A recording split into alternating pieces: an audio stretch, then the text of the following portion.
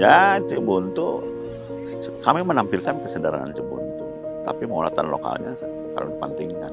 Seperti kesenian daerah Cibuntu, daerah Sunda, apapun daerah ala Sunda gitu.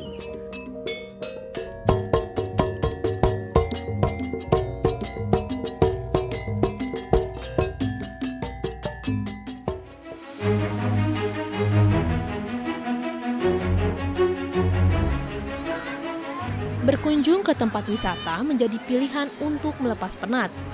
Beragam atraksi wisata baik yang berkaitan dengan keindahan alam, kebudayaan maupun atraksi wisata buatan tersedia di penjuru Indonesia, baik di kota besar maupun di pedesaan.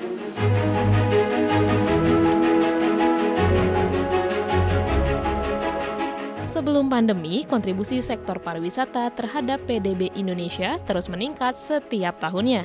Tahun 2018, kontribusi sektor pariwisata berada di angka 4,5% dan kemudian meningkat pada 2019 mencapai 4,7%.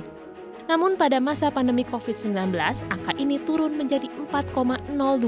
Sementara pada 2021, kontribusi pariwisata meningkat tipis ke angka 4,2%. Pada tahun 2022, kontribusi pariwisata ditargetkan meningkat ke angka 4,3%. Our program of Tourism Village integrates local accommodations, attractions, and complementariness under village governance with local wisdom.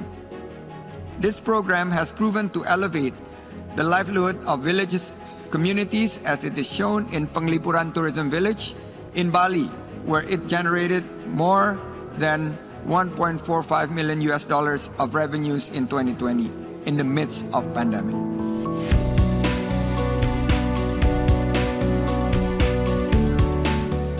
Pengembangan pariwisata Indonesia dimeriahkan dengan kemunculan desa wisata pada satu dekade terakhir. Karakteristik desa wisata mampu menjaga kearifan lokal, lingkungan, dan ikut memberdayakan ekonomi masyarakat. Jumlah desa wisata juga meningkat setiap tahunnya. Hal ini tercermin pada Ajang Anugerah Desa Wisata atau ADWI tahun 2021 yang diselenggarakan Kementerian Pariwisata dan Ekonomi Kreatif. Tercatat 1.831 desa wisata berpartisipasi.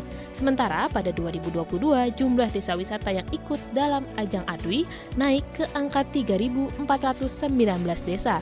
Di level internasional, sejumlah desa wisata di Indonesia juga telah mendapatkan pengakuan sebagai destinasi wisata berkelanjutan yang berlandaskan konservasi lingkungan, pemanfaatan ekonomi untuk masyarakat lokal, dan sosial budaya.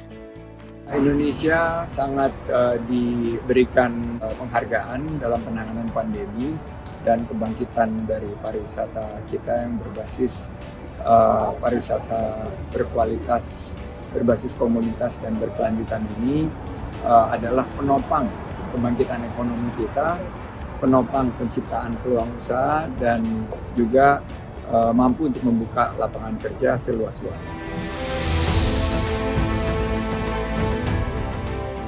Desa wisata dibagi menjadi 4 kategori, yakni desa rintisan, desa berkembang, desa maju, dan yang terakhir desa wisata mandiri atau berkelanjutan.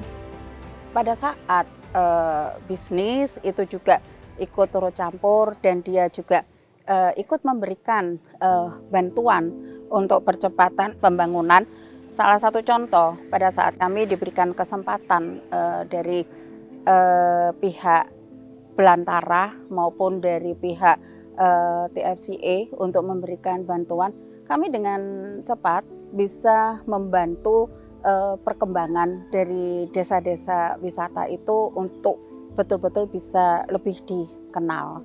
Itu dari sisi pebisnisnya, lalu juga dari sisi government-nya, pemerintahnya.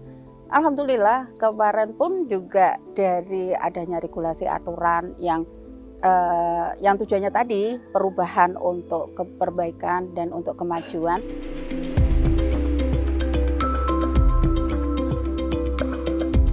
Salah satu desa wisata yang telah menjadi desa mandiri atau berkelanjutan terletak di Provinsi Jawa Barat. Berkat pengelolaan dan keramahan masyarakatnya, Desa Cibuntu menjadi salah satu panutan atau role model bagi pengembangan desa-desa wisata lain di tanah air yang tentu membawa dampak ekonomi bagi masyarakatnya.